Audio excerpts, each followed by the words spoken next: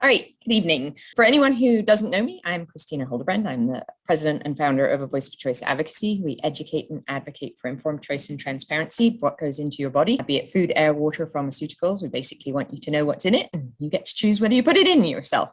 Tonight, I wanted to talk about how to lobby your elected officials, specifically in your district, so locally, and we'll go through that. It is specific to California, where I'm coming from, but I think it would translate to other states as well. But you do need to, if you're in a different state, my request is that you go and find your state group that is lobbying for health rights and join them and listen to what they have to say, because every state is slightly different how they do things. The legislative session is different. The local district officials, the board of supervisors, school boards are slightly different. They're slightly nuanced. I'm going to give an overview, and much of what I say will translate, but not everything. So activism, what does activism entail? I wanted to kind of go through the three pieces of activism, or what I consider places where you can be active, and how each of them affects what you do. One of them is legislation. That's what I'm going to spend the majority of the time on tonight, because that's where bills are made and bills are put forward. And next year, we're going to have a heck of a time in California on that level. But I also wanted to bring in litigation and education. So litigation is a place, once a law gets put in place, or if a law is not put in place, and your school district or your employer, you can go and sue them or take them to court and try and get remedied there. Unfortunately, in California, I will say that the litigative process and the legislative process are incredibly biased. They're biased in a very liberal way, where police powers and the government knows better than you do, better than individual rights. And so both of those are biased. So if you go, it should be that you go to the courts to get fair justice. That's not always the case. It's definitely biased in this state. And A Voice for Choice Advocacy has seen the brunt of that with our SB 277 case. The other place is education. So education is more of a grassroots level. I'm not talking about educating your legislators or your elected officials, but more education of the masses.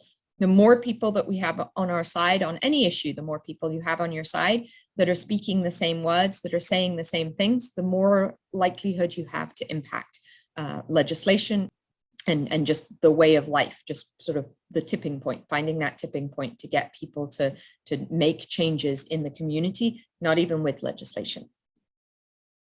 So your elected officials, I'm going to spend the rest of this on legislation and your elected officials, because that's sort of where we are at.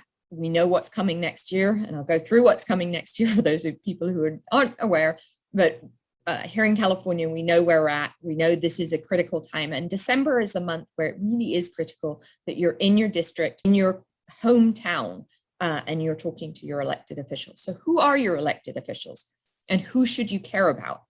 Number one is the sheriff, and they are elected, and they're the ones that keep the peace, so to speak. And they really do listen to the people because they're elected. They're also slightly more conservative and for individual rights usually. The county board of supervisors, so they are also, all of these are elected. They are your county officials. They make the decisions in the counties. There are 58 counties in California. Each county has a board of supervisors, and they're important. I'll go into more details on these. The local school boards. So your local school boards, you probably have one district that you're a part of, but there's sometimes the lower schools, the elementary and the middle schools are in one district, and then the high schools are in a different district. Find out who they are. You then have one state senator and one state assembly member. Those are the assembly legislators that go to Sacramento and make state laws. You also have 2 US senators that represent you and 1 US congressional representative. Those are the people that go to Washington, DC. What I'm going to talk about is the first ones and not the federal level. So while we can impact, things that go on in Washington, the federal level doesn't really have Biden's trying to do it, but he's not succeeding, thankfully, a say on individual state health rights. That is very much a state by state thing. And it is being kept that way, and the courts are seeing that. They have put a stay on the federal mandates for vaccines. So why does knowing your elected official matter?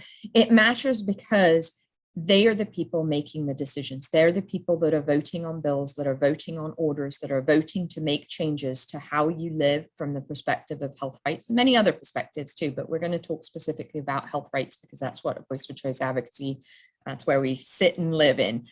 Your voice as a constituent is critical for them to hear. They are voted in by you. They're voted in by their constituents. And so while there are lobbyists that lobby them, the constituent voice is really important to them. And they listen to that because you're the people that they're supposed to represent. And so they really take the time to listen to people locally. It also helps us, a Voice for Choice advocacy. We do most of our lobbying in the Capitol because that's, as an organization, that's the place we are. We have 2 lobbyists that we have hired. We're also hiring a legislative director. I go up there, actually I go up less because of the way it's organized right now, and people are still working from home and doing Zoom calls. But prior to COVID, I would go up there at least once a week, or once every other week, twice a month, and walk the halls and meet with legislators and their staff. But it's really important because a Voice for Choice advocacy and the other organizations that lobby in the Capitol can't do it without the constituent sort of base also saying something in the districts. The goal that I set for people is that you have a relationship with your elected officials where they know you. They know who you are, they know what to stand for, and that they will answer your call or your email. So that is critical. It means that you don't want to be the loud, obnoxious, offensive person at their town halls or at their coffee mornings, because I can promise you, they're not going to pick up their phone and they're not going to answer your emails, even if you are one of their constituents, because and this is really critical. You want to have a professional relationship with your legislators.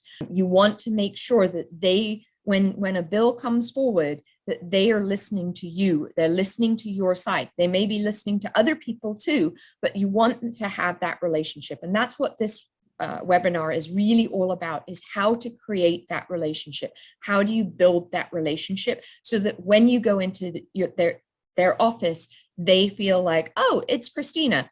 I like Christina. We have a difference of opinion on the vaccine issue, or we have a difference of opinion on this, but I like her. She's a nice person. She acts professionally. She comes across, and I want to have a conversation with her. That's the key piece here. I get some people are, really upset with their legislators, don't want to, give them the time of day. And that's fine. If you're that person, then, this webinar honestly isn't for you. We do need people that are willing to, have the relationships, whoever their legislators are. I will say, if there are certain legislators that are very, very, straight now, like Senator Pan, let me give him as an example. There is clear that you're not going to make any inroads with him. He most likely wouldn't ever meet with you. If he's your legislator, if he's your senator, then my recommendation is find a senator that's close by to you, somewhere else, and go focus on them, because you'll have a better chance at doing that. If there are a couple, there's one, I think, assembly district that doesn't have a legislature in their district, if that's you, then I would also recommend that you go look outside of your district. Don't have to go very far, especially if you're in a big city, to find another legislator and just sort of piggyback on their pieces. You want to, so the key people that right now you want to build relationships with, if you haven't already, are your state senator, your state assembly member, your school board members, and your board of supervisors. And if you haven't done any of those, or they're not all of them, my recommendation is start now, start tomorrow morning, put it on your to-do list. None of this will take more than maybe 5-10 minutes a day. You may have a meeting with a legislator or with an elected official that may take a little longer, but it's really just making sure you do something. I would say every day, spend 10 minutes every day, or set aside a half hour every week to make sure that you're getting into these elected officials and that you're giving your opinion. I would also say that you want to encourage other people to do the same. Find buddies, find the people around you who have similar opinions that you can go to meetings with, or that you can, get together and say, okay, this public comment that we're going to give, we're going to, we want to make these 3 points. You make one, I make one, you make one. And so that you're really making the most of those times that you are in front of your elected officials. So I'm going to go through the school board the Board of Supervisors, and then your legislators. So from a school board perspective, the school board hires the superintendent and makes district decisions. So they are the key people on a public school level that are making those decisions, and they are hiring and firing the superintendent. And they're also, the superintendent has some leeway to do, but ultimately when it comes to decisions that are being made, the board should be the ones that are approving that or saying, giving their yes to that. The other piece is, even if your children are in private schools, many of the private schools will follow, especially from the COVID perspective, will follow what the public schools are doing. So for example, my kids are both in private school, but both their schools I know are talking to the public schools and following what the public school board is putting out as COVID measures. And so you really want to influence the public school, even if your kids go to private school. You want to go to the public school website. So I'm going to actually go through this. So I'm going to go through this with you, so that you see what I'm doing. So my school district is Mountain View School District. We have a different high school district, so it's Mountain View and Los Altos High School District. But I basically I searched searched the Mountain View School District, Unified School District. And this is the link that came up. So on their school district page, the two things that you want to do is you want to sign up for their newsletter and their district updates. In doing so, I look on their site and I go, okay, what do I want to know here? There is probably a sign up for newsletter link somewhere. It's usually either in about or somewhere on the page, but somewhere you want to sign up for their district, or you want to go to one of their social media pages and follow them. Basically what that does is it allows you, I think under news, it probably is under news, recent news, or down here it may be at the very bottom. You have to kind of search it through. I didn't search it through on purpose because I wanted to see where, have you see what I would do being you. It's not always the easiest place to look for things and find things, but you basically want to, on your school district, you want to sign up for their newsletter so that you're getting an email with information of what's happening in the district. The other thing then you want to go look at is the Board of Education. So under the Board of Education, there's usually a superintendent's area and a board member area. You can see here that there's a list of the board members. There's also board meeting agendas online and when the board meetings are. So those are critical pieces of information. With this information, I'm going to come back to my PowerPoint, but basically on that website, you want to sign up for the newsletter. You want to identify your school board members. Some school board members have certain board members assigned to certain schools. Other board members, it's geographic location. Other ones, it's just, every member is a member for everyone. You want to request a meeting with them so that you can get a feeling for who is it? Who is this person? Do I have any leverage with them? What are their opinions on it? What is the school board like? You want to do your research on that member. And if you can meet with more than one member, that's great too. But you want to do your research on them. And I'll go into how you build that relationship a bit more in a little bit. But you want to make sure that you know who they are. And you also want to listen to what they have to say, what they're saying. You may want to go onto your site and look at past, with a lot of these meetings happening online, you may have that you can go back and just watch a meeting just to get the feel of who the school board members are, what their opinions are, those types of things. The other thing that you want to do is check for upcoming meetings. So you want to look at when are the school board meetings. Many school boards have them every other, Tuesday. Some of them have them once a month, the first Monday of every month, those types of things. So work out when they are and put those dates in your calendar and try to go to every single school board meeting. It may seem like a lot, but the piece of it is that you want them to know that you're there. You want them to see, oh, Christina's here again. Yes, we know Christina always gives public comment at the beginning on this, that, and the other. But you want them to know, number one, that you're watching them. And number two, that you're building a relationship with them. And then my recommendation is that you give public comment at every single meeting. So at every school board meeting, and this is the case for the Board of Supervisors as well, at the beginning, it's usually at the beginning, sometimes it's at the end, sometimes it's in the middle, but there's usually a place for public comment, just general public comment. If you go through the agenda, so one of the things you want to do is to go through the agenda and look at what are the points being brought up this week or this month. And look whether there's anything that you want to comment on specifically. My recommendation, and this holds true for a school board, for Board of Supervisors, for legislators, is to find things that are not vaccine related or not health rights related, not COVID related, that you're also commenting on. So for example, if there's something about the baseball field being discussed, and that's something you're passionate about as well, then have a comment on that so that you're not just coming in on the vaccine issue, on the COVID issues, and you're not seen as, oh, there's that woman again that keeps on just going on and on and on about these things. So you want to make it that you are sort of a diverse person and you're not there just for one issue, because it helps you build relationships. The other thing that I would recommend is there are a number of school boards that have recently put together resolutions that go against the COVID mandate, the COVID vaccine mandate. So the COVID vaccine mandate that is coming out in 2022, the governor has said that the Department of Health will be implementing a COVID vaccine mandate for children, for K through 12-year-olds, when it gets approved for each of those. So for 12-plus-year-olds and then for 5 to 11-year-olds, when it gets fully FDA approved.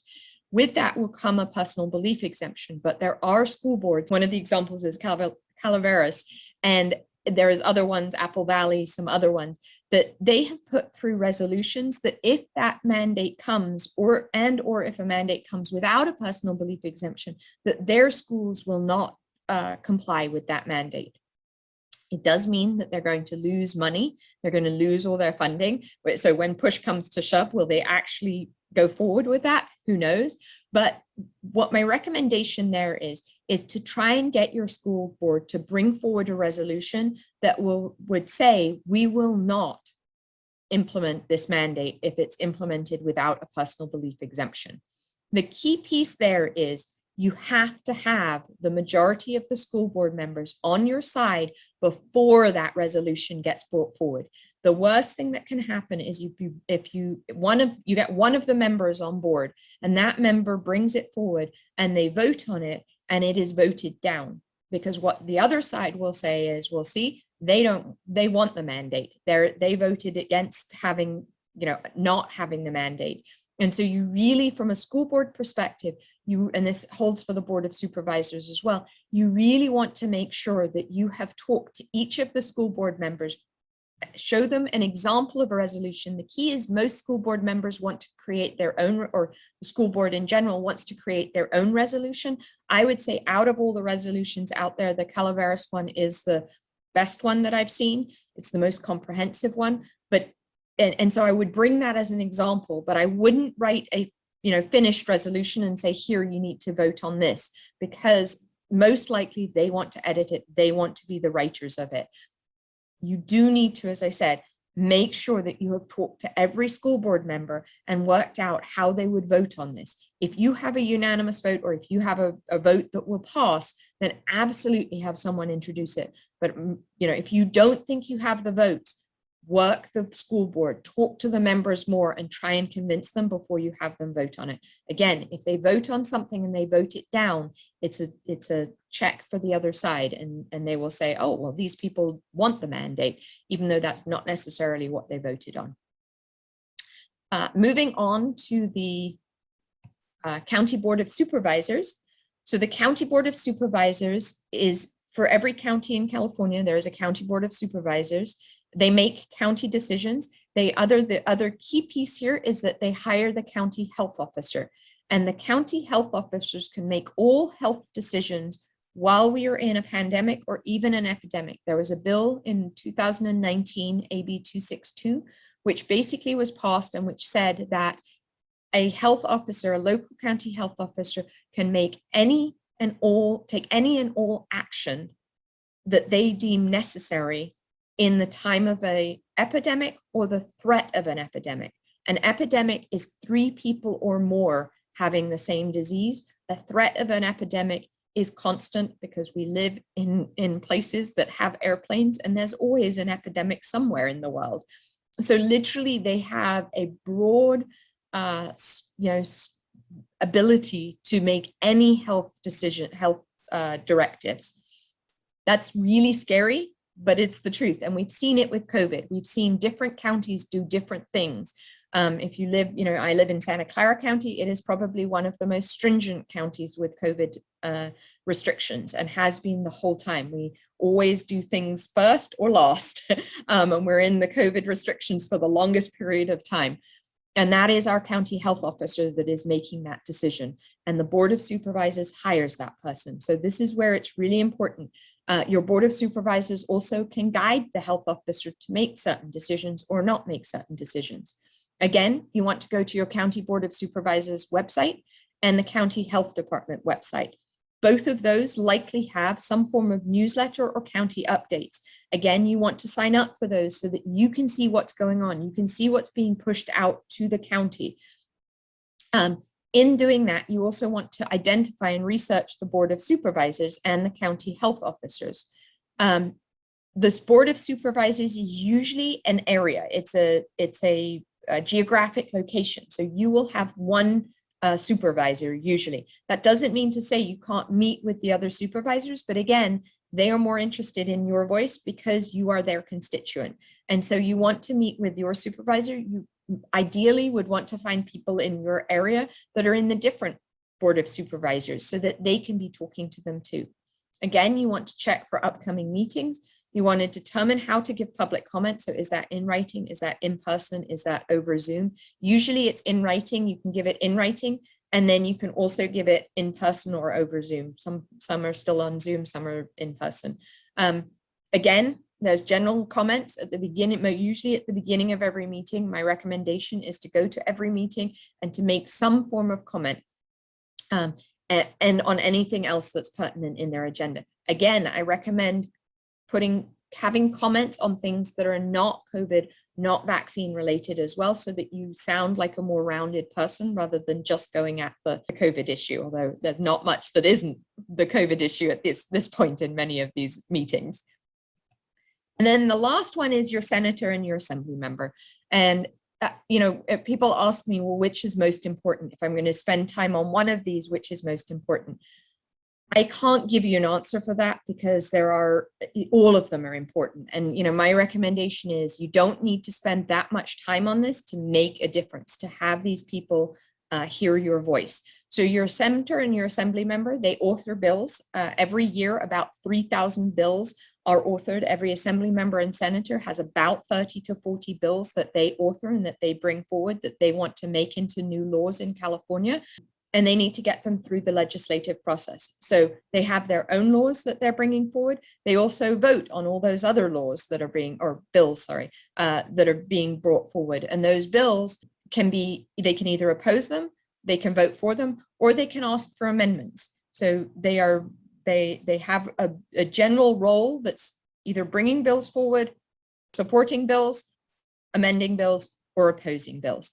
I would say that if they are Democrats, there are not that many bills that they oppose that are Democrat bills. And we do have a 2/3 majority Democrats in the California legislature. So they are the key, they basically run the show. The Republicans' bills get pushed down all the time and don't even make it to committees because they're Republican. The bills are usually very partisan in their votes. In order to find your senator and your assembly member, I'm again going to stop sharing this and go to my other screen. So easy way to find your California representative. You type it, you go to the website, which is Find Your Rep. If you just type in Find Your Rep California legislature, this link will come up. And in here, I'm going to put in my address and I'm going to press locate. And what comes up is my California State Assembly member and my state senator. So my assembly member is Mark Berman. My senator is Josh Becker. I'm going to click on Mark Berman. and it takes me to his website. And the key piece here is I want to glean as much information from this website. So this initial process may take you, 10, 15 minutes, but you want to understand who your legislator is and what is important to them outside of the vaccine issue, outside of the COVID issue. So what I would do on here, the first thing you want to do is you want to sign up for their newsletter. So somewhere on here, there's, so here we go, sign up for updates. So I would click on that, sign up for those updates. That gets me an email every week. You do most likely, so I'm going to click on this, you most likely have to put in your address. Some people are, I don't want to share my address. The address I actually put in here was the Voice for Choice Advocacy office. And so I would put in, if you don't want to put your exact address, you could put in, a neighbor's address or something that's close by, or somewhere that that is in their district. Because if you're not in their district, if you don't put an address in that's in their district, they actually won't allow you to press submit. But you do want to put that in. That allows you to get updates. The key piece there is what's going on and what is important to them. Okay, so we've got Mark Berman here. What I want to glean is, what is he? Who is he? Is he a parent? Is he a dentist? Is he who is he, and how can I relate to him? And how can he relate to me? So I would go through, read all of his information, look at also what legislation he is interested in. So for example, he wrote a law to phase out sale of gas-powered landscape equipment statewide. He wanted to reform college transfer process. Okay, those may be things that I'm also interested in, or maybe I can find interest in them and reasons why. I kind of like the gas-powered one because that's emissions. I would also go and look at his past legislation. So this is very, very telling of what bills he's brought forward and what his interests are. So if we go down here, he's got another one on colleges. He has some election stuff, some CalWorks eligibility, tobacco assessment, transportation, regional transportation. He's got 2 transportation bills. He has school curriculum bill. Whether I agree with that or not sure, would need to look into it more. Teaching credentials, vehicles, community college, another one on secondary education. So clearly secondary education is important to him. And I would just keep looking through here. Elections, he's got 3 on elections. So clearly the elections are of interest to him. Schools, it seems like there's some things that I could probably find that of interest to, or I know of interest to him, but also something that resonates with me that I could go talk to him about. So those are the key things that I would look for. I would kind of just go through, the whole website and kind of just get a feel for who is this person? What do I have in common with him? And what don't I agree with on him? For the vaccine issue, if they have been in, clearly he's been in office since 2017. The 2 vaccine childhood K through 12 vaccine bills were from 2015 and 2019. I would go and look how he voted on those, on that bill, and find that out and look that up. I'm going to come back to my other one. This one. So I basically did this. I signed up for his newsletter and then I researched him. The key piece here for all of these legislators is and elected officials that you go and talk to them. You want to build rapport with them. So you don't really want to go in on the vaccine issue if there's another issue that you can talk about. Doesn't mean to say that you wouldn't get in that first meeting, that you wouldn't get to the vaccine issue, but you really want to build some rapport. You want to build a conversation. You don't want to go in talking about vaccines if you know that's something. Now, there are some legislators that have been very vocal on the vaccine mandate issue. For example, Assembly Member Kevin Kiley. He, with him, I would absolutely go in first thing and talk about it because he's very much on the same page as I am. But from the perspective of most legislators, the other thing that you want to work out is if they're Republican or they're Democrat. You want to speak very differently to Republicans and to Democrats. They have a very different worldview. And so, when I go in and talk to a Democrat, I'm using Democrat language. I'm using words like social justice, equity, discrimination, segregation, those types of words that resonate with them. If I go into a Republican legislature and talk those words, they're going to gloss over and they're going to go, yeah, I don't agree with you on any of those things. So when I go into a Republican legislature, and this is not only on the state level, but on the Board of Supervisors, the school board as well. If I go into a Republican, I'm talking more about parental rights, informed choice, parental choice, those types of things. And that's where, you need to know who you're talking to, because you want what you're saying to resonate. You can say exactly the same thing. It's just going to use different language depending on who you're talking to. So how do you get to know them? As I said, your goal is to have a relationship. When Jerry Hill was the senator for my district, my goal was to get Jerry Hill's cell phone number. And it wasn't to get it from the perspective of I was ever going to stalk him, I was ever going to abuse it or anything like that. It was purely from the perspective that if I texted him, he knew it was urgent and then I needed something from him.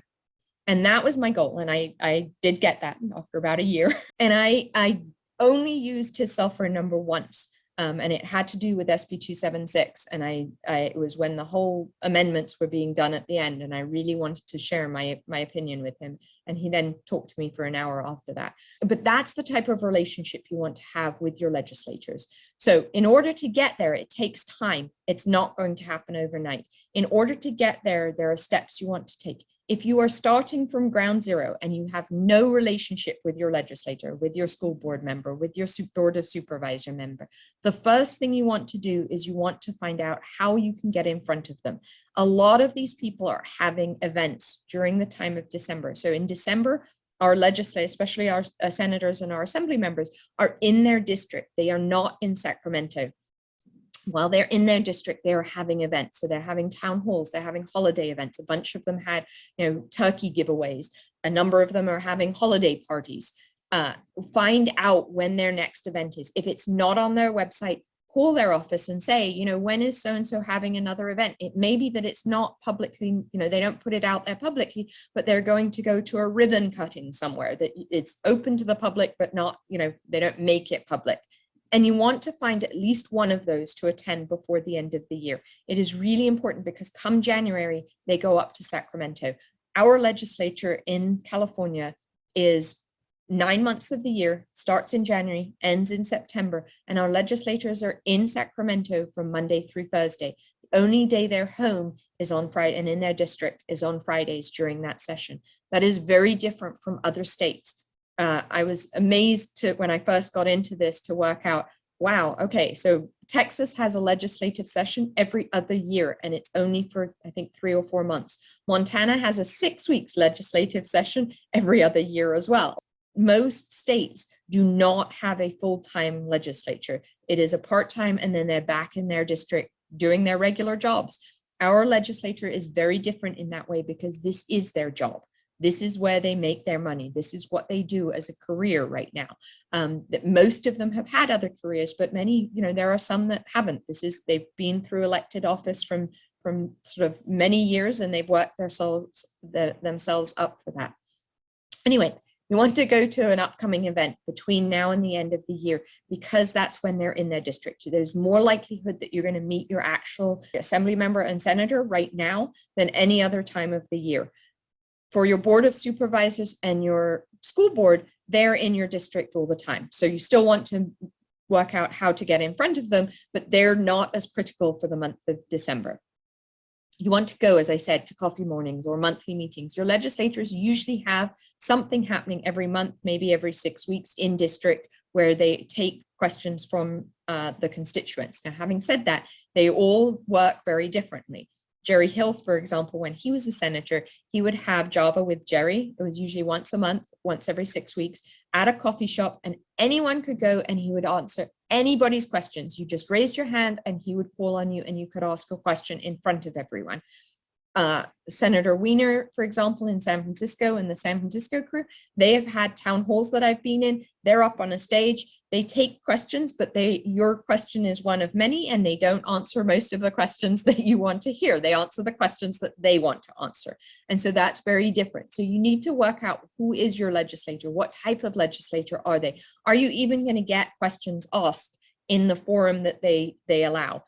I will also say that there are many times when legislators do not have specific question and answer time. So for example, at a turkey where they're handing out turkeys, or where they're, have an ice cream truck or something like that.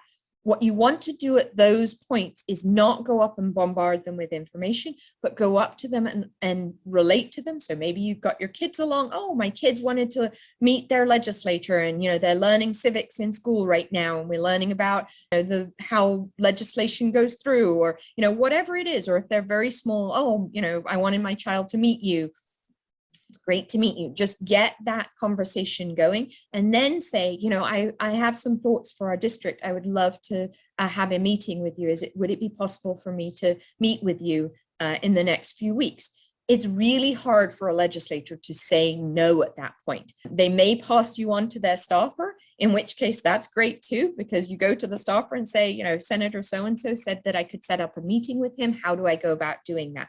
So it's really getting that connection and going up to the actual legislator and just saying, could I get a meeting with you? I would not bring up the vaccine issue. I would not bring up the COVID issue at that point. You just want to get in the room with them and start building that rapport.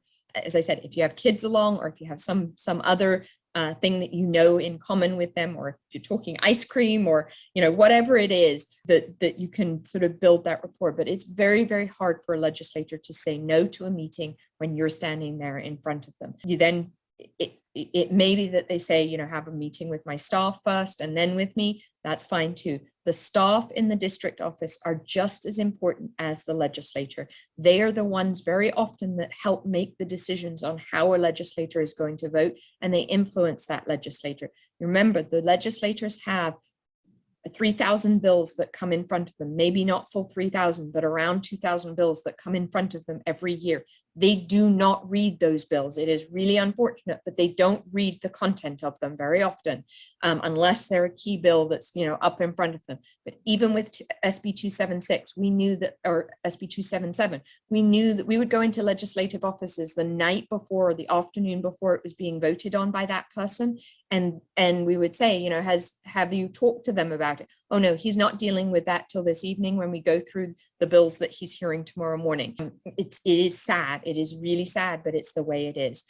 Once you have been to their coffee morning, try to, as I said, schedule an appointment. The best way to do that, as I said, was meeting the legislator and asking them for an appointment. If you can't do that, then just call their office and say, I'd really like to have an appointment with the legislator. If they say, well, he's really, really busy, work out when the next appointment is. We also found during SB 277 that once January comes, they are booked out and they don't want to hear about, they literally say, oh, the next appointment is in May. Take that appointment, but you want to get in before that. So now is a key time. The other option is to just stop by their office. Most district offices are not working, are more likely to be working from the office than from home at this point, but many of them are working from home. So that's sort of hit or miss. During the session, Fridays are the day. The other piece that I would recommend, and this is less easy to do now that we have COVID, but pre-COVID, I would say, bring them something, bring them some donuts, bring them some, cupcakes. That's less, you need to individually wrap them now, but, bring them something, bring them a bunch of flowers to their office, that you're known as the person that is the nice person that's always friendly and that they want to be around, even if it's on a controversial topic and a topic that they don't necessarily agree with you. The other thing that I would absolutely say is many people say to me, Christina, I am scared to do this. I don't want to walk into their office. I'm going to be a mess. I'm not good at public speaking. I don't know what points to say. I don't know. My recommendation is find a friend. Find somebody who's been doing this for a while. There are plenty of people out there that are knowledgeable about it. If you need somebody and you don't have anyone, feel free to email me. I probably could set you up with somebody. But my recommendation is find somebody that you can go with. Doesn't mean to say that that's the person that You actually, for a legislative meeting, you would be in the same room. But for example, if you're going to the Board of Supervisors or the school board, it's actually really helpful to have multiple people speak from multiple different positions and multiple different points of view. And so, or different topics that they want to share. And so it's really, having somebody come along is not a bad thing. Find your clan and boost yourselves up. And then, as I said, it's really critical that your legislator knows and your elected officials know who you are, that you come across professional, that you come across as a person that they want to talk to. And then you also know that what's important to you. You also have to remember they work for you. You elected them, your taxpayer money is paying them. And that doesn't mean to say you go and put that out there and say, you work for me, you need to do what I say you do. But at the same time, it is something to remember that should give you the confidence in yourself to be able to go and speak to them, because they should be representing you. They should be representing their entire constituency, which includes the minority groups. The other thing that I would say is that it is really, really critical that you go in and you don't put them on the defensive. So if you go in, and this is true of any elected official, if you go in and you put them on the defensive. So if you say something like, well, I really didn't like the way you voted on that, or I can't believe you said that. If you say that to any person, if I said that to you, your immediate reaction would to be defensive and to try and say, no, that's it. Same thing with other legislators. If you criticize Senator Pan, for example, you are criticizing one of their colleagues. They may not like Senator Pan. They may not like some of the other legislators that are up in Sacramento. But the minute you say something negative, they are going to be on the defensive, because that's human nature. And so it is likely, if Senator Pan is a colleague of theirs, that they are, they may agree with you deep down, but the first reaction they're going to have is to be defensive, most likely. And so you really want to sort of put your arm around their shoulder and take them down your path. The other key thing that I would say is listen to them. When I go into a legislative office, whether it's staff or whether it's a legislator, whether it's Board of Supervisor member or a school board member, I would say the majority of that first meeting, I am listening to them. I'm not talking or telling my perspective. I am listening to them. And what I'm listening to is they very much want to tell me their perspective and what they're all about. But I'm also listening for keywords. What's important to them? Because I may have looked at their website. I have an example of this. There was an assembly member. He was in the Milpitas area. I was going with another advocate, activist, and we went in and to talk about SB 277. And we really were going to go at it from an education perspective, because many of his bills were on education. And so we walked in to talk about education. And he said, no, you're on my side. I'm on your side. I am not going to vote for SB 277, but it's not for any other reason that I have a friend who is a pediatrician and they don't want to vaccinate their child until they're 2 years old. That was his reasoning behind it. We shut up about education after that, because it was like, I don't care what he says. He's voting against SB 277. We're good to go. And that's a key piece to me. Is really listening to what they have to say and taking in what they're saying. Listen to the words that they use. What is it that's important? Ask them what's important to them so that you can reiterate that back to them and frame your argument in their words or what's important to them. As this says, there are no enemies, there are only allies. And regardless of what your legislator or your Board of Supervisor or your school board has voted on, or what you agree with or don't agree with, you need to make them an ally and not an enemy. So as I said, do your research, develop that relationship, share things that are in common in either their district or their life, meet them where they're at, find out where they're at, because it may be that they're much further along on the vaccine and COVID issue than you think, or it may be that they're much further away from you. You really want to come to where they are and hold their hand and lead them down the path. Find out, what is it that's important. Many of these legislators didn't vote on SB 277, and they really don't understand what the issue is. But some of them still think there's a religious exemption in place. There isn't. It's really an education process. The other piece is to assume that they know a lot. Bring them helpful information. Ask them how you can help them. You want to become their go-to expert. You want for them to say, oh, we've got this vaccination issue. Christina sent me something the other day that was really interesting. That was really interesting, the thing that she sent me. I'm maybe reach out to her, or the next time an email comes in, I trusted her on that email that she sent me. I'm gonna read this email.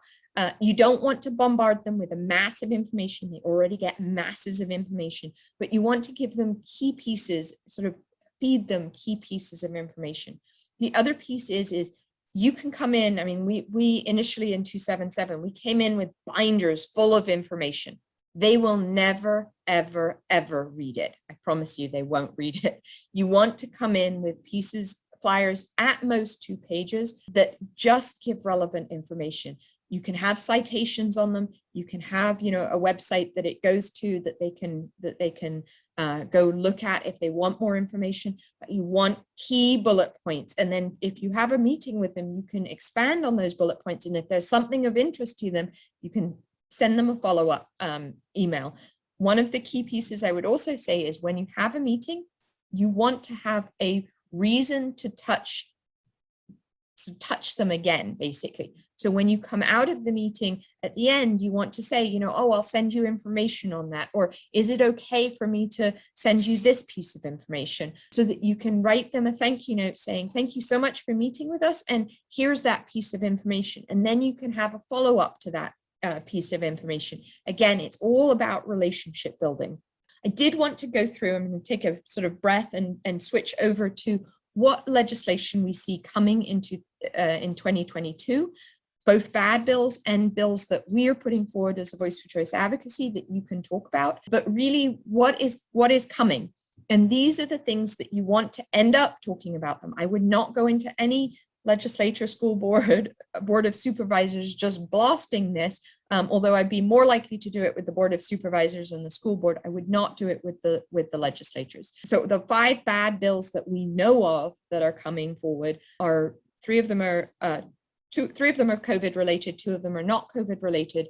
The first one is a mandate for all private and public employees that basically codifies the OSHA regulations and the federal regulations, including protections for employers who are requiring vaccines of their employees. People ask me, well, but that's been struck down in the federal courts. Are you sure that it couldn't be struck down here? Is it really constitutional? Is it really legal? It is legal on a state level. It's not legal on a federal level because the state vaccines are a state issue. But I do think it would pass. The other thing that we have seen in California, so I believe that SB 277, the vaccine mandate for kids K through 12, is unconstitutional. We argued that in the courts on 3 different levels of unconstitutionality, and it was struck down. It was, basically the judges didn't want to hear it because they were worried that polio was going to come back if they ruled in our favor. We've seen that over and over. And so you cannot rely on the courts to find something unconstitutional just because the legislature put it through. They should, but they don't. The second bill that we see coming is a mandate for patrons to certain establishments. So this is what's happened already in LA and San Francisco, where vaccinated people are not allowed in certain establishments. We see that bill coming forward. Both of those were proposed at the end of this year's legislative session. They weren't put forward, but they were proposed. And so we do think that those will continue. The other one is, as I mentioned before, a COVID-19 vaccine mandate to attend K through 12. So right now, the Public Health Department will put that in place first. It will have a personal belief exemption. We strongly believe that there will be a bill that removes the personal belief. It adds the COVID-19 vaccine to the standard, what's required of children every year. It will remove the personal belief exemption for that. And it will also remove the personal belief exemption for all other additional added vaccines. So right now, that the way the legislation is written, the statute is written, is if the Department of Health adds a vaccine, that there will be a personal belief exemption. Our belief is that will be taken away. And what happens then is that the health department can add any vaccine to the schedule at any time. So we don't even have a legislative process. The health department just adds it. We know that the HPV vaccine, the human papillomavirus vaccine, and the meningitis vaccine, there will be a bill to add those in order to attend in-person public and private school, most likely without a personal belief exemption. And then the last one is to allow 12-year-old minors to consent to receive vaccines without parental consent. There is a statute at the moment that allows 12-year-olds in California to consent to treatment that has to do with sexually transmitted diseases. So they can already consent to the HPV vaccine and the hepatitis B vaccine without parental consent. They can also get abortions. So we already have that as a basic statute that they're going to build upon. San Francisco, the city of San Francisco, put through a order that did exactly this, and we feel that somebody will bring that forward. Okay. 2022 potential legislation of good bills. These are bills that a Voice for Choice Advocacy is trying to shop. As I mentioned, it is extremely hard to get bills authored, especially on the vaccine issue, because nobody wants to touch it. But the bills, and these are ideas that you can take to your legislators. We have one non-vaccine bill, the other three are vaccine bills. The first one is to have a religious conscious belief exemption bill that adds the religious conscious belief exemption for all vaccines required to attend in-person K through 12. As you know, this is the first step to regaining some of our exemptions back. I don't think we will ever get back to a personal belief exemption, but at least a religious conscious belief exemption. And with teachers getting religious beliefs as well, having religious belief exemptions, the hope is that they will see that it needs to be equal for staff and students if they're putting through the same policy. The next one is an immunity bill. It basically replaces current school vaccine reporting with immunity, so natural exposure and vaccination rather than just vaccination. It also allows the ability to submit titer testing. Titer testing is antibody testing for vaccination without a medical exemption. So right now, if, for example, your child has had chickenpox, you cannot use that you cannot show proof of that to the school nurse. You have to go to your doctor and get a medical exemption, and medical exemptions are basically impossible to get with the new online system. The third one is a vaccine medical exemption appeal documentation bill. This is a little bit more complex. My recommendation is that if you want this, come to me and I will explain it more, but it basically allows the documentation right now for people that don't fit the contraindications or precautions for vaccines for a medical exemption. Your doctor can write a medical exemption at their discretion, but it is scrutinized by the public health department. Our request is that the documentation for that decision is based on what it mirrors the Knox-Keene Act. The Knox-Keene Act goes into a lot of detail. It allows journal articles. It allows things that have been presented at medical conferences, those types of things that would allow doctors to say, you know, yes, it's not within the CDC guidelines, but here's all the research that made me come to my decision. As I said, that one's a little bit more complex. If somebody is interested in, talking to the legislator about that, I'm happy to give the information. And then the last one is one that is not, it's COVID related in a way, but it's not vaccine related. And this may be an idea of a piece of legislation that you can bring forward, that you can talk to your legislator about, that isn't vaccine related and that doesn't sort of put you into the deep end right away. And that is a non-toxic school cleaning product act bill, which basically bans the use of quaternary ammonia and bleach, quats and bleach for short, from all schools and childcare facilities in California. With COVID, there has been an increased amount of cleaning in schools, and they're using quats and bleach, which are very harmful, especially for asthmatics, but even children that don't have asthma. It causes breathing issues and volatile compounds. And so that's another one that all of these we have information on. So if you're interested in any of these bills, we'd be happy to give you a copy of our proposal for the legislation, and you can go to your legislator and talk about them. I wanted to go through the timeline of a bill, specifically how does a bill go through the process in California? As I said, our legislature is in session from January until September. It is really long. It's full 9 months. They have 1 month off in July, but other than that, they are in session constantly. So between December and February, bills are introduced. So a senator and an assembly member can introduce up to 30 to 40 bills.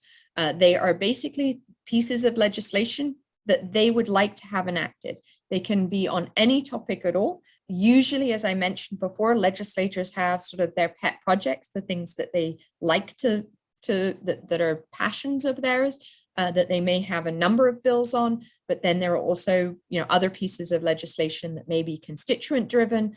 Actually, interestingly, one of the things to look out for in your legislative district is there are some senators and assembly members that put out a call for bills, and they will put forward 1 or 2 constituent bills. So things that constituents have brought to them of bills that they think are interesting and that they want to move forward for the year. If you have that opportunity, my recommendation is to take one of our bills and move that forward. When a bill is introduced, so the Legislative Council will assign it a number. It's AB for Assembly bills and SB for Senate bills. That's where it gets introduced. Once it has a bill number, the Legislative Council has gone through and made sure that the changes in the wording of that legislation or the addition to that wording into the statute is legally solid. It has to then, once it's introduced, it has to sit for 30 days. It cannot be enacted upon, it cannot be assigned to a committee. Nothing can happen to that piece of legislation for 30 days. One of the things that the last day of introducing new legislation, I think this year is February 18th. And one of the things that legislators do, because they have to have all of their bills submitted by February 18th, if they don't know the exact language, or they've got, maybe 28 bills out of the 30 bills, they put the other bills in as what's called spot bills. Those bills, you'll see, will have a title, and they will have like one sentence that says, this will change, this section of the code. Those bills are there as placeholders, and they will put the information, they will put the actual language in. It does not mean to say that if it says, this piece of legislation will change the health code, that it's ever going to change the health code. It may have something to do with the education code or with, gambling code. It doesn't mean to say that it has to relate to that. So don't take, when you see a bill that just has a little bit of information, or maybe changes, the word people to persons, those bills are spot bills. You don't want to take them seriously, but you want to watch them and change them. A Voice for Choice advocacy usually goes through at the end of February, goes through every single bill of the 3,000 bills, and we look for bills that we will support, amend, and oppose, and we will have a good idea. We will put out bills that we know of, like the 5 bad bills. If they get published and put out, authored before then, we will put out information on them.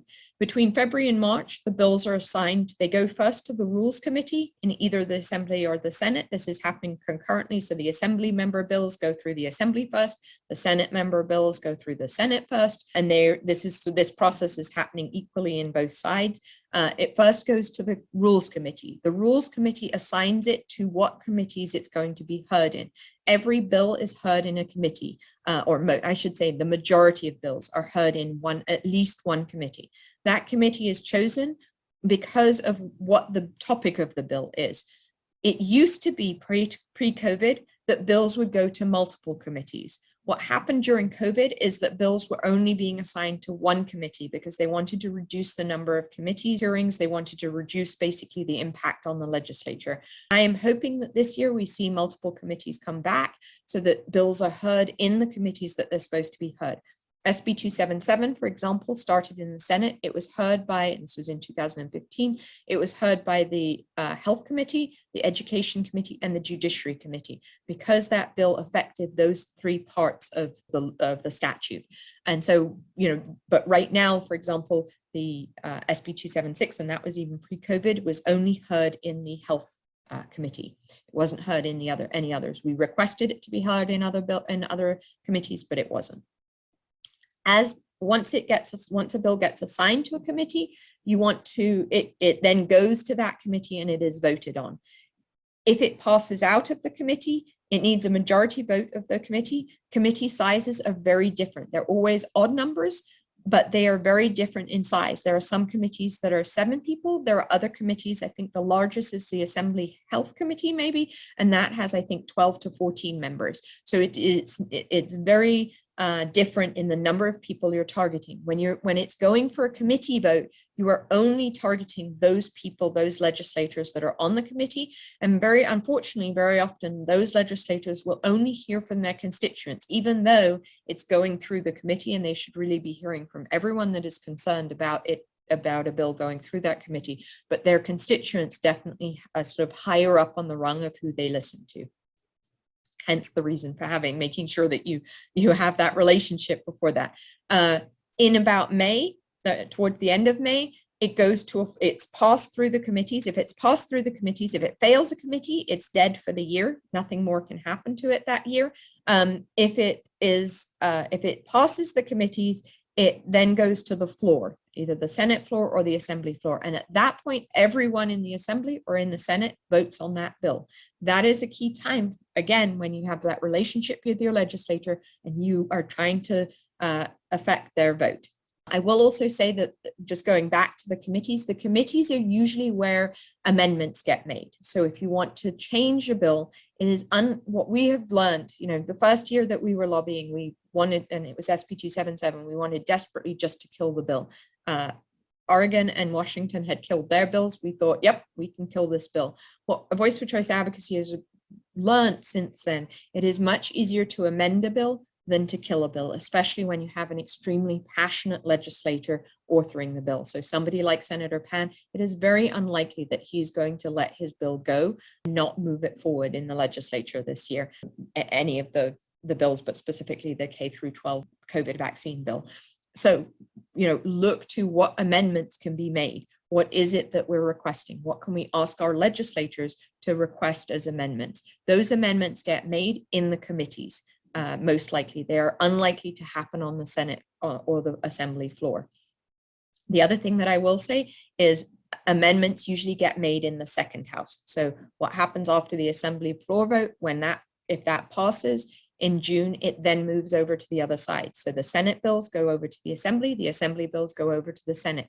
Getting a bill amended or killed in the starting side in the Senate or in the Assembly, wherever it started, is much more unlikely than it happening in the second house. The reason behind that is because, again, you have senators that are colleagues with other senators. They need their bills moved forward in the other people's committee. And so it's kind of an unwritten, they're not supposed to do this, but it's kind of unwritten that basically you aid bills going forward in your house. Once it switches to the other side, there's no longer that congeniality and things can happen. So what we've seen in the past is that when it makes it to the Assembly, we had a bill this year, SB 742, which banned people from protesting outside vaccination sites. We could not get a single amendment in the Senate side.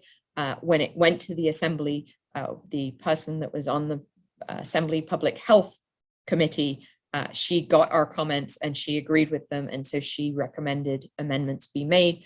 Didn't get us all the way there, but it got us about 90% there that the bill was much better.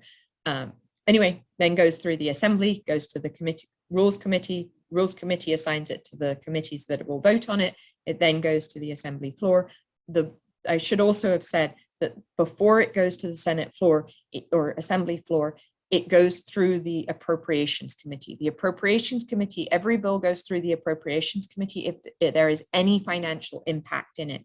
And the Appropriations Committee chairs have one of the highest power committees, because they basically can say yes or no as to whether things go through from a budget perspective. And they look at the whole collection of bills that they have, and they can say, okay, we're not letting these through and we're letting these through. Lorena Gonzalez, Assembly Member Lorena Gonzalez, is the chair of the Assembly Appropriations Committee, and that is probably the most powerful position somebody can be in. And she is certainly not on our side. So it will definitely, bills that are bad will definitely pass there. Bills that are good are likely to get stalled there. Once a bill moves to the, as I mentioned, in July, they have a month off. Some of them are in the district during July, but many of them are just on vacation for July. And then in August, the Assembly votes or the Senate votes, that second House votes, and if they are passed, they then go to the governor. They head to the governor this year on September 1st. The governor has 30 days to either sign the bill into law, to do nothing, or to veto it. If he signs a bill into law, it becomes law. If he does nothing after 12 days of it not being signed or vetoed, it basically becomes law anyway. It's very unlikely that governors do that. Usually they sign or veto bills. They don't leave them just sitting there, but it has happened and it can happen. And if he vetoes the bill, then it fails. The legislature can override a veto with a 2/3 vote. That is also very rare because the legislature is going against the governor's wishes. They need the governor to sign their bills in the future. And so therefore it's unlikely that they actually do that. I can't remember the last time that something was brought back to the legislature when it had been vetoed by a governor. At that point, the bills become statute. If they are emergency bills, if they were emergency bills, they had to be passed with a 2/3 vote throughout the whole process. If they're emergency bills, they go into effect immediately. If they are just regular bills and they needed a 50% majority, then they go into effect the following January. So I think that covers everything on how bills work and the timeline. And then the last thing is to really know at every step of the way where your bills are in the process, so that when you're talking to your assembly member or your senator, that you know where they are, you know what's happening with them. Most of the bills that are in one house and you have the legislator in the other house, they don't want to hear about that bill unless it's under their nose. The reason being there are so many bills. And so you really want to focus when a bill is in the Senate, you want to focus on your senator. When a bill is in the assembly, you want to focus on your assembly member. But the key piece is you have to have had that relationship building up. So during the time that it's in the Senate, you still want to go to your assembly members' coffees. You still want to reach out to their staff. You still want to keep building that relationship. But you want to make sure that when it comes to that point, that you can get a meeting, that you have a meeting set up, and that you can talk to them about the legislation that you're concerned with. So that is all I have to share. We have about 15 more minutes. I am going to take some questions and answers. I'm going to stop sharing my screen and just put me on the screen. I am going to take some questions and answers. Okay, so I was happy to hear the legal fight against Biden's vaccine mandate. I hear in California, they are looking to institute something similar.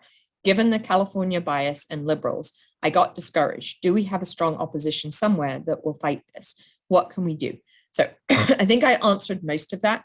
The one key thing that I didn't mention is that having the power of the people is really important too. So as well as having your legislatures and your board of supervisors and your school district meetings, one of the other things that I recommend, or that we recommend, is that you reach out to people, because the more people in the district that are on our side, that see the basis that this is not constitutional, that this is not right. And I wouldn't go at it from a pro-anti-vaccine perspective. How to be so calm, like Christina. Thank you for doing all you do. Wonderful, Christina, all with peaceful calm. I think it is learned. I think the piece of me is that, don't worry, I get irate and I get frustrated and I get worked up. But when it comes to talking to legislators, it really doesn't help you. They are much more responsive when people are having a conversation that is just a conversation rather than irritated. Now, that doesn't mean to say that you can't show irritation or frustration, but you want to do it in a way that's professional. Think of these people as, your boss or somebody that you need to get along with in order to get on in life. I know that's not what that's not the way it should be, but it is the way it is. How do we get to know them when we are required to have a medical procedure to get to them? Oh, I'm assuming that you mean in order to meet them, you have to be vaccinated to come to their meetings. I would call them. I would call their office and say, look, I'm not vaccinated for religious reasons, or I'm not vaccinated for medical reasons. I would like to still meet with my legislator. Is there a way that I can meet them on Zoom? Is there a way to talk to them? Next question. Whenever I contact my representative, I get a letter in return and they always say, thank you for your concern. We don't agree. Have a nice day. So I have found that that is the case for your federal legislators. So for example, if you send it to Pelosi or to who are the people in there now, Padilla, those types, they definitely give you a churned out response. I haven't found that with state legislators. And so if that is if that is what you get, my recommendation is that you go to one of their meetings. You can't, email isn't the way you're going to build a relationship. It really isn't. You need to get in front of them. You need to get to meet them in person. So that's either going to one of their events. As the person said before, if you have to be vaccinated to go to one of their events, they have open air events. They have things like handing out turkey, those types of things. So work out, how do you get in front of them? There's always a way where there's a will. It may not be the thing that's right in front of you. There may be a way to sort of work your way into it. It may be through one of their staffers. Is there a staffer that's willing to meet with you first and then go to the next step of the legislator? As I said, staffers are incredibly important too. You don't want to, if you get a meeting with a staffer, yes, they may seem to be less responsive and less sort of into listening to you, but I had a legislator fall asleep on me in a meeting. So, it doesn't mean to say that they're listening either. But I would try as many different avenues. Think outside the box. Is there a vaccinated friend that that could get you the meeting? Those types of things. Is the representative more responsive to constituents who are in powerful positions? Yes, especially if they give money. So that's the other piece of this. If you do feel that there's a resonant, a way to resonate with your legislator and you like what they're doing other than on the vaccine issue, the question is, would you donate to them? I'm not saying that's a way to do it, but if you donate to them, even if it's a small amount, even if it's like $100, they definitely listen to you more if you're somebody who donates than if you don't donate anything. There are some legislators I wouldn't give a penny to. There are some legislators that are mostly on board and mostly good people, but that really don't necessarily, they just aren't on this issue. And usually they're not knowledgeable about this issue. I will say, make sure you know where your legislator stands. I have an example of that. A few weeks ago, there was a legislature that another legislator had said, oh, they're all for the vaccine mandate. They really want the vaccine mandate. And it came across my desk and I was just like, I don't think that's where they stand on the vaccine mandate. I don't think they've said anything about it. And so we had one of our people called his office and said, where does he stand on this? Well, the local person hadn't bothered to do that. They'd just taken the information from the other legislator and were running with it. And we're going to go to his turkey handout for the poor, for low-income families. And they were going to blast him and they were going to, get on his case, and they wanted to protest there and they wanted to put up a big stink there. And we were like, don't do that, because you don't know that he's not on that side. When we called him, he was very sort of middle of the road. And he said, I'm not for the mandate. I am for vaccinations, but I really am not for the mandate. And so thankfully it got called off, and they went and they actually helped him with the turkey and started to have a relationship with him. And that's one piece where you really need to take people for being on the good side, or that you could convince them. Don't be there being aggressive and being, protesting and things like that, because you want them on your side. If you go and protest at their when they're handing out turkeys to low-income people, I promise you they are not going to talk to you, and you've just lost the opportunity to even get them to think about voting no, or to hear your side of the story. If I am a school board member or city council member, will the legislator be more apt to listen to me? Yes, I do think so. Sorry, I wasn't thinking it from that perspective, but yes, I think if you are in a position of, some elected piece, even if it's not elected, if you're a board member from a corporation or something like that, I do think they are more likely, and I would share those credentials. With appropriations committee, is it considered with both sides of budget loss and gain? not sure what I mean, what you're meaning there, but the what I'm thinking you mean is that do they look at both the budget loss and gain? So if a bill goes through and it's going to lose the state money, do they consider that? Yes, they do consider that. Do you think that the 5 bad bills and 5 good bills would be introduced by the Senate or the Assembly?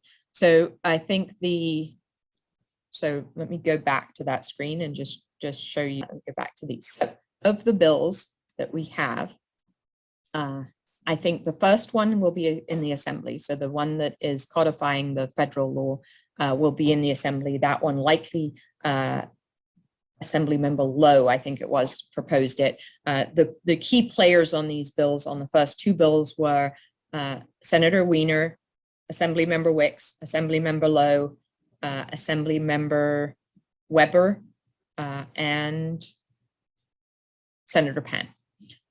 Those are the 5 that are sort of the key players on this. The second one, similarly, the second one was potentially going to be introduced by Buffy Wicks, Assemblymember Wicks. The third one is definitely a Senator Pan bill. The fourth one is Assemblymember Aguilar Curry. And the 5th one, I don't know. It could be either way. I'm guessing that Senator Pan may introduce that, but I really don't know. As for the positive bills, we are happy to get them on either side. It doesn't really matter to us which side they get introduced on. It's probably better that they get introduced on.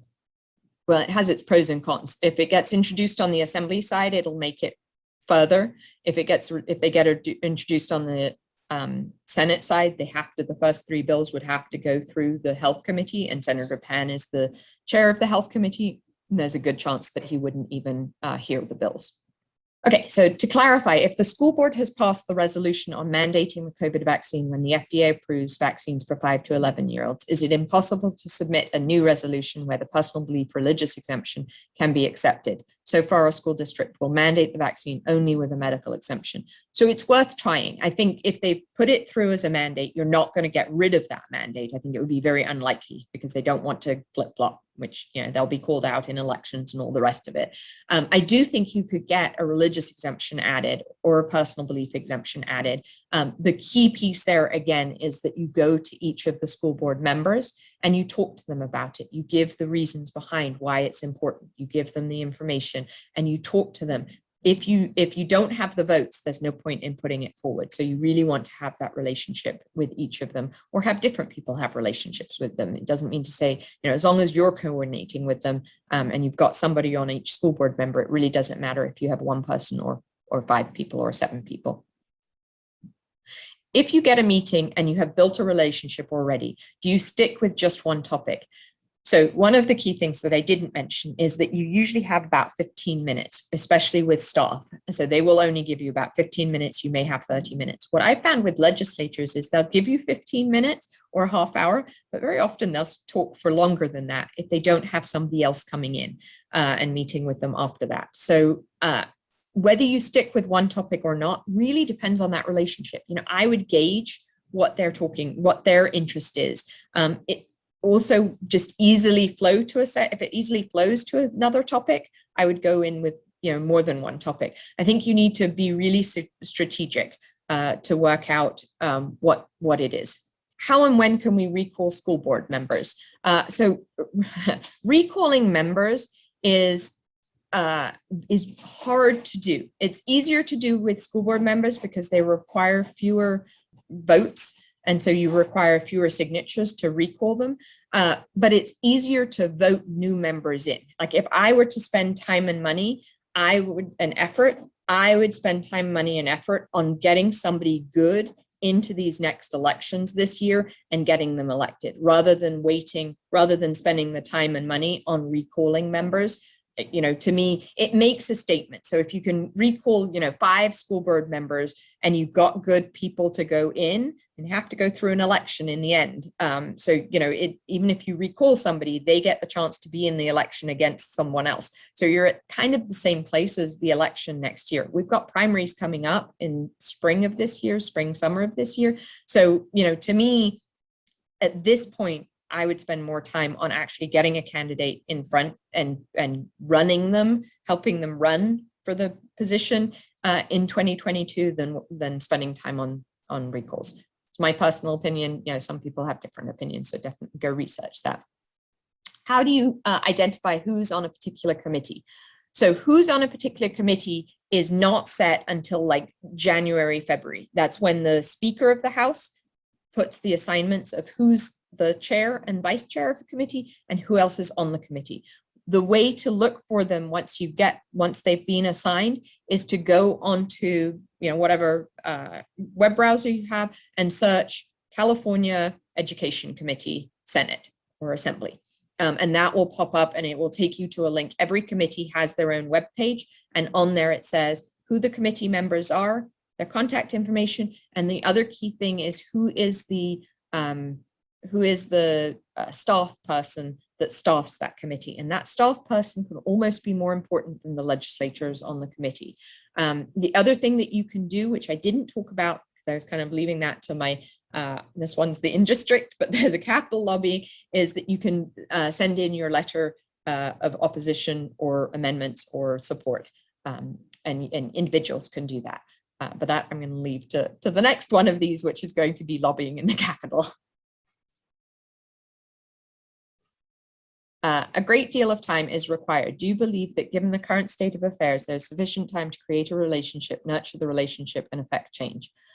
I agree with you. We are sort of the 11th hour on this. Voice for Choice Advocacy has been piping this tune for the last 7 years. I know people are new to this, and my suggestion is never too late. You have to start somewhere. And so if you're here now and you haven't done it yet, it's not on you. It's get going and start it. It does take time, but I say we have a month till January when this all starts rolling, but realistically, when your assembly member or your senator is likely to hear these bills first is probably in March, April.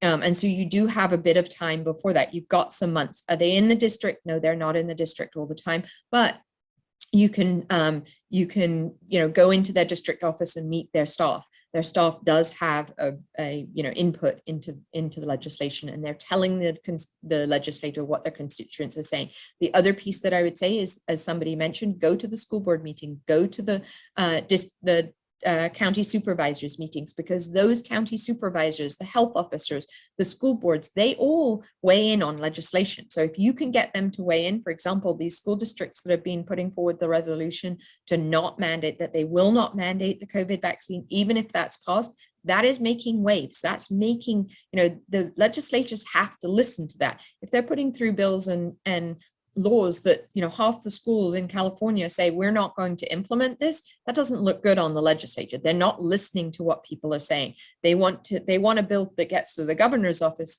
or that if other legislators are questioning it and not voting on it, they need those votes. They need the signature at the end of the day.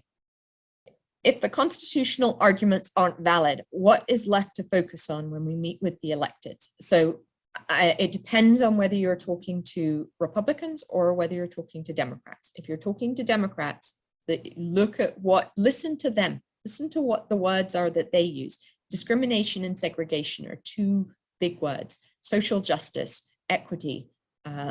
You can talk about racism, honestly. The fact that the majority or a much larger proportion of African Americans and Hispanics are not vaccinated. If you look at somewhere like LA, who have they taken out of being able to go into restaurants, to go into gyms? It's majority or more likely Hispanics and African Americans, because they're less likely to be vaccinated. So you can bring up that this is a race issue, that this is an equity issue. It's a low income versus high income issue. It's not, the one thing that I would say to them, it is not an access issue. It's not an access to medical care or health care. All of these people have access. You can go get a vaccine for free easily. If you're talking from the Republican side, I would go in there, but most Republicans are are against these mandates. And so they are easier to talk to. But I think if you're going in there, you can talk parental choice. You don't want big government. You don't want the government saying how you live your life, how you live your children, how you parent your children, all of those types of things. So really listen to what they're saying. I've heard you say before that many of those who are against the mandate have already left California. In your opinion, how many Californians or what percentage of us can make a difference? I don't really think it's a percentage. So I do agree that the people that have been in this fight since 2015, many of them have moved out of California. I think the wonderful thing is we have just through COVID and through the COVID vaccine, our ranks have been reinvigorated and have been supplemented by many more people that are against the COVID mandates. And so, I think there are people that absolutely vaccinate their children the whole way, but don't want the COVID vaccine for their children. And so to me, it's getting those people on board. And that's why you can't say, you're against all vaccines, even if you are, because there are many people that are just against this vaccine. And so that's where I would sort of bridge the gap. I still don't think, we're definitely not a majority who don't want the mandate. The majority want the mandate in California, but I think we're a much bigger majority at this point. It's the first time that I have seen school boards. It's the first time that I have seen board of supervisors. It's the first time that I've seen religious organizations speak out against a vaccine mandate. That has never happened before. Do I have hope? I have hope. Do I think that it is likely that we get this bill not passed? No, I don't. I think it will pass. Do I think we could get amendments? Yes, I think we're in a better position than we ever have been before, but I still think it's going to be a huge miracle if we get amendments. But I do think that there are a lot more people that we know that are against the mandates, but that are for vaccines, for example, and it's bringing those all together. How do we fight emotional exhaustion that comes with defeat? All of this takes so much effort and is so deeply disappointing when our efforts seem for nothing. Yes, I've been there many times. And my number one piece of advice is take care of yourselves first. Take care of yourselves, take care of your family first. You are not useful to anyone if you're exhausted. And so know what your limits are. There are some people, I thrive off this, I'm the more passionate the more I get into it, the more passionate I get, the more time I want to spend on it. That's the opposite for some people. Doesn't mean to say I don't get worn down at times, I do. But, work out what is it. And, the way I look at it is, how much can I do today? What is it that I need to get done today? Am I going to, break it up into manageable pieces. What is it that you can get done today? Is it the 10 minutes of going onto your legislator's website and working out who they are? Is it, okay, tomorrow they have a meeting. I'm going to go to their meeting and I'm going to, try and my goal is to get a appointment with them, or, meet their scheduler, or meet, whatever it is. Work out, what is it? Break it up into manageable pieces, because it is exhausting and we're in a marathon. We are not in a sprint. This is going to go on for years. Remember, and I hate to say this, but if it doesn't pass this year, you can always come back next year and the year after and the year after. So we're not in this for the short run. It doesn't go away. So work out what you can do. Give everything that you can, but also make it manageable for you and your family. You and your family have to come first. Does SB 277 have to start over again at the beginning of a bill, or can they vote on it in January? So SB 277 was voted in 2015, the SB 277 vaccine bill. So the bills that are coming forward are new bills that start in January and go through the whole process. There are a few bills that didn't get all the way through of 2021 bills, and those bills have in January, just in the month of January, they can be pushed through, but because none of the bills that were even proposed, they didn't have the language in them yet, it is unlikely that happens. The other thing that I didn't mention in the whole process was gut and amend bills. So anywhere along the legislative process, a legislator can take a bill that they've had and they can completely rewrite it. It is supposed to go back to the original House, get committee votes on it. It's supposed to do all sorts of things. They are very happy to override all the rules if necessary, if they have an urgency bill. We saw that happen with SB 714, which was the sort of piggyback, the second bill to the trailer bill to SB 276 in 2019. It had the amendments that the governor requested, and that bill was completely, it was a transportation bill, I think, to begin with. It was completely gutted. They put in the amendments, and then all they did was have a Senate floor vote on it and an Assembly floor vote on it, and it didn't go through any of the committees, and that is legal, unfortunately. So there is always the threat of that happening. Okay, have you heard anything about the school volunteer programs and the mandates? CUSD in SoCal is requiring the COVID vaccine, no exemptions, and I am a tier 1 volunteer live scan. Thank you. Yes, so we have come across that, and that's basically up to the school district for parent volunteers, what they do with them. I have heard a number of schools, both public and private, have stopped parents coming and volunteering if they are not vaccinated. I don't think there is very much you can do about it because that's a school policy and there isn't any law around it. Did the SB 277 lawsuit go to the federal Supreme Court? It did not. We stopped. So our lawsuit, we got to the appeals court, the 9th District Appeals Court, but we got to the appeals court. And at that time in 2016, we knew if we took it to the Supreme Court, that number one, it likely wouldn't be heard. So the Supreme Court, the federal Supreme Court only hears 5% of cases. So there are 95% of cases that get to them that are never, ever heard. And that is, that's just the way it works. So number one, we didn't think it would get heard. Number two, if it got heard, the Supreme Court in 2016 was not in our favor and would not have voted favorably for us. So we actually stopped at the appeals process. I think if we had the same case now, we would definitely take it up to the Supreme Court. We are actually looking possibly at redoing it slightly differently, but taking it up to the Supreme Court if we could get it there. Local school boards when confronted about mask and vaccine requirements, said they have to follow LA County public health regulations and their hands are tied. Is it a good argument that they must put students' rights above the county and state rules? So if they are in a place where there is an order, not guidelines, where there is an order, they have to follow the order. But, do they have a voice and say that they're not going to do it? Yes.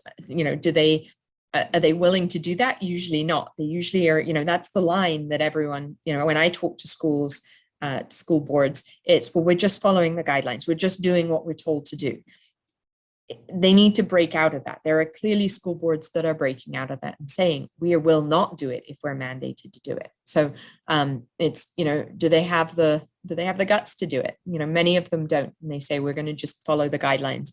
But they could speak up. They could go to the health department. They could go to the board of supervisors and say, we're not okay with this in our school. We want to do something different. We're going to do this. What happens if we don't comply?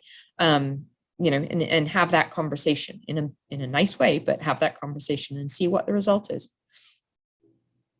Can we ask candidates their stance on vaccine mandates or medical freedom? Yes, you can. Many of them don't answer. We put out a survey before the elections asking them their perspective on various topics, not just vaccine mandates and medical freedom. And many of them do not answer because they don't want to share their opinion, especially publicly.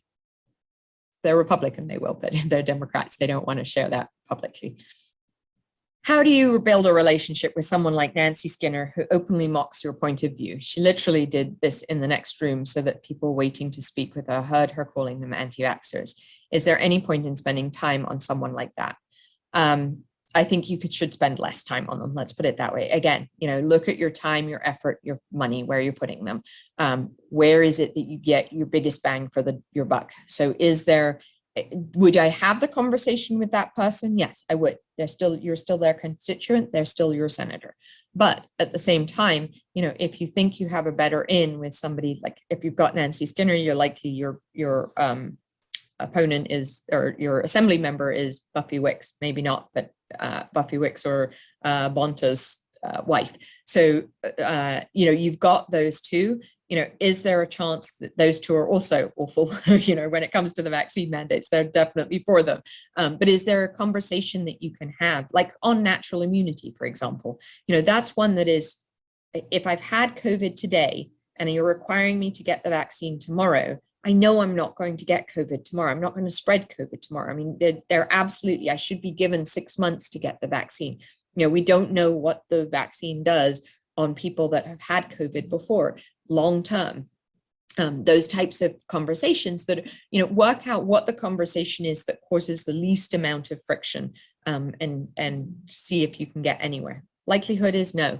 The other thing that I would look for is, if you're in that area, is there somebody in, further south or further north that you could sort of be building a relationship with, that you can say, that you go hiking in their district, or you have a business in their district, or you support businesses in their district, that type of thing. Is there a way to get a list of legislator donors, Pfizer and others that have been paying people off? I wonder about Senator Pan. Yes, so there is a website called Cal Access, and it's from the Department of the Secretary of State, and there you can go in and look what anybody has been given and whatever people have paid lobbying. So you can go in to look at what the CMA, the California Medical Association, has paid for lobbying. You can look what we've paid for lobbying over the years. But yes, absolutely. The problem is that, Senator Pan being paid by Pfizer is going to be, my guess is he has been paid the most by pharmaceutical companies, but they're only allowed to give a certain amount every year. My perspective is, he's being told that in the future, when he's no longer a legislator, that he'll get money, and they would never, nobody would ever know. It's sort of a promise, would be my guess. I have no idea on that. Don't quote me on that, but there are ways to get around it. Okay, last question. Earlier, somebody asked what elected officials make. Could you mention using Transparent California for that information? Yes. So yes, if you want to know what elected officials make officially, so how much their salary is, you can go to Transparent California, and it's actually every state employee, I believe, is on there. So even like public school teachers are on there. Okay, so I think that is all the questions I have. Hope that was helpful, and thank you. Thank you for being here.